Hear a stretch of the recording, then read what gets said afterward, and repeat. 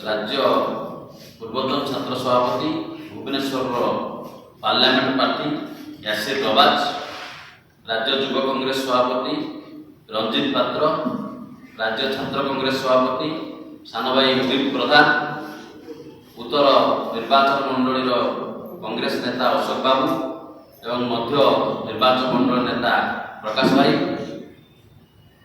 आज आम कहीं सांबादिक सम्मेलन कर आम ओडावासी गोटे खुशीर समय आसाला जितेबाला पूर्व सरकार ओडिशार राजधानी भुवनेश्वर और कटक मेट्रो प्रोजेक्ट आरंभ कले और मेट्रो चलो आम मैंने मेट्रो सुविधा पाइबू ओडावासी से Bhubaneswar metro corporation Delhi metro corporation सहित एमओयू साइन कला।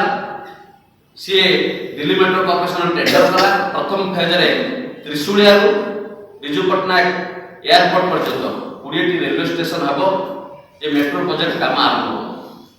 से जेहेतु लोएस्ट बिल्डर होते रंजित बिल्डकॉन कंपनी को अहमदाबाद बेस्ट कंपनी को काम दिगला। से टेंडर प्रोसेस आम क्वेश्चन करार ना कि जो कंपनीटा को कार्य दिगला से कंपनी हूँ गोटे ब्लैक लिस्टेड कंपनी। ना इतिहास कला कारनामा तथ्य आम पाखे अच्छी। Madhya Pradesh government versus Ranjit Buildcon company 2020 case October 2017 Madhya Pradesh government case कर। Gujarat water supply and storage board division 2021 case कर।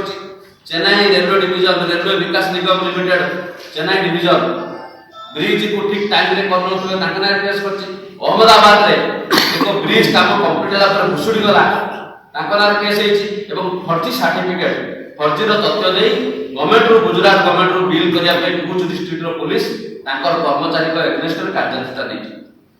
आम मानकर पैसा ओडिशा सरकार रो पैसा सारा भारत वर्ष रे कोन आउ को स्वच्छ कंपनी नहीं कि जो एक्सपोर्ट कंपनी नहीं जे एभली एक ब्लैक लिस्टेड कंपनी काम दर तार कारण ए कंपनी बीजेपी सरकार को मोटा अंक रे फंडिंग करूची एवं इलेक्टोरल बॉन्ड आकार कोटी कोटी टंका देछि तार तथ्य मध्ये हम पाखे अछि।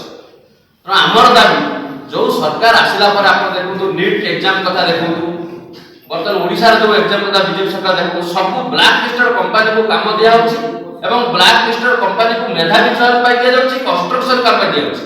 जदि आगामी दिन जदि रेलवे मेट्रो हबो जदि धन जीवन नष्ट हबो मेट्रो भुसुडी पड़िबो सेति पई के दायी ना एथि एमाने गोटे निष्पत्ति लेइछन्ती।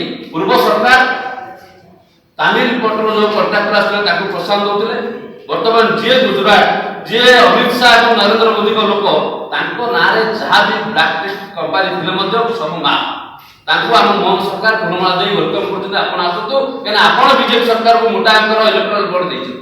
तो आमे दाबी करू एपरे एक ब्लैक लिस्टेड कंपनी जो काम दियाई से टेंडर कैंसिल करा जाऊ सानी टेंडर करा जाऊ एवं गोटे स्वच्छ जार पोटेंशियल अछि से बोली कंपनी दिया जाऊ एना ओडिसा वासी को जो आगामी दिन जो धन जीवन नष्ट हो तार क्षतिपूरण के दे परिबे सेति पई कांग्रेस दल के चुपे बसिबो नै। आज भुवनेश्वर पार्लियामेंट पार्टी को आह्वान आम सांबादिक सम्मेलन करूँ जदि आमर दाबी पूर्ण हुए आगामी दिन में व्यापक आंदोलन हो। ओडिशा सरकार प्रोजेक्ट ओडिशा सरकार दायित्व होची दिल्ली रेलवे कॉर्पोरेशन से आलोचना करके जो माने टेंडर प्रक्रिया शामिल होती से केते स्वच्छ अथवा हिस्ट्री कोन जानियार अछि। केवल दिल्ली कॉर्पोरेशन लिमिटेड दे देले अपन दायित्व सर जाय नै कारण सब अर्थ खर्च होची ओडिशा सरकार अर्थ आ एक प्रोजेक्ट होची ओडिशा सरकार प्रोजेक्ट और दायित्व होची ओडिशा सरकार कि ओडिशा सरकार दिल्ली मेट्रो कॉर्पोरेशन देकी लुची की खसी जो चेष्टा करूची अपन दायित्व मरण को ओडिशा सरकार तुरंत ए जो ब्लैक लिस्टेड कंपनी बिल्कुल देचंती ओडिशा वासी भुवनेश्वर वासी को स्वार्थ पाई तुरंत ए टेंडर को कैंसिल करा जाओ रीटेंडर करंतु स्वच्छ संस्था को दियो यही हमारा अनुरोध करेंगे उत्तर निर्वाचन मंडल अपने संपादक अशोक भाई का जोता दल आगामी आप देखिए परीक्षा जो संस्था मान को ପରୀକ୍ଷା ବ୍ଲାଷ୍ଟେଡ୍ ସଂସ୍ଥା ମାନ ଦିଆଯାଉଛି, ଯାହାର କର୍ପୋରେସନ ଚାର୍ଜ ତାକୁ ଦିଆଯାଉଛି, କନ୍ଷ୍ଟ୍ରକ୍ସନ କାମ ହେଲେ ବ୍ଲାଷ୍ଟେଡ୍ କମ୍ପାନୀ ଦିଆଯାଉଛି। ବିଜେପି ସରକାର ଆସିଲା ପରେ ଯେମିତି ବ୍ଲାଷ୍ଟେଡ୍ କମ୍ପାନୀ ଦୁର୍ନୀତି ସଂସ୍ଥା ମାନେ ବାହାରକୁ ଗେଲା ଉପରେ ରଖିଛି, ସେଇଭଳି ଭାବରେ ଓଡ଼ିଶାର ପ୍ରତ୍ୟେକ କାର୍ଯ୍ୟ ବ୍ଲାଷ୍ଟେଡ୍ କମ୍ପାନୀ ହାତରେ ବିକି ରଖୁଛି କେବଳ କିଛି ସ୍ୱାର୍ଥ ପାଇଁ। ଗୋଟେ ଏହାକୁ କୁହାଯିବ ବିଜେପି ଦଳ ଆମର ବ୍ଲାକଲିଷ୍ଟେଡ୍ ମାନଙ୍କୁ ଆଣିକି ଓଡ଼ିଶାରେ ଲୁଟିବା କାମ କରୁଛି ଏବଂ ଓଡ଼ିଶାକୁ ବର୍ବାଦ କରିବାକୁ ଲାଗିଛି ବିଜେପି ସରକାର। ଏଥିପାଇଁ ମୁଁ ଅନୁରୋଧ କରିବି ଭୁବନେଶ୍ୱର ବାସୀଙ୍କ ସ୍ୱାର୍ଥ ପାଇଁ ସମସ୍ତେ ଭୁବନେଶ୍ୱରବାସୀ ଏକଜୁଟ କରାଯିବ। ଯେମିତି ଆପଣ ଦେଖିଥିବେ ବମ୍ବିଖା ଓଭରବ୍ରିଜ ପଣ୍ଡା କନଷ୍ଟ୍ରକ୍ସନ ଦିଆଗଲା, ତିନି ଥର ଭୁଷୁଡ଼ିଲା, ଲୋକମାନେ ପ୍ରାଣ ହରିଲେ, ଓଡ଼ିଶା ଯେତିକି ଟଙ୍କା ଖର୍ଚ୍ଚ ହେବ ତା ଡବଲ ଟଙ୍କା ଖର୍ଚ୍ଚ ହେଲା।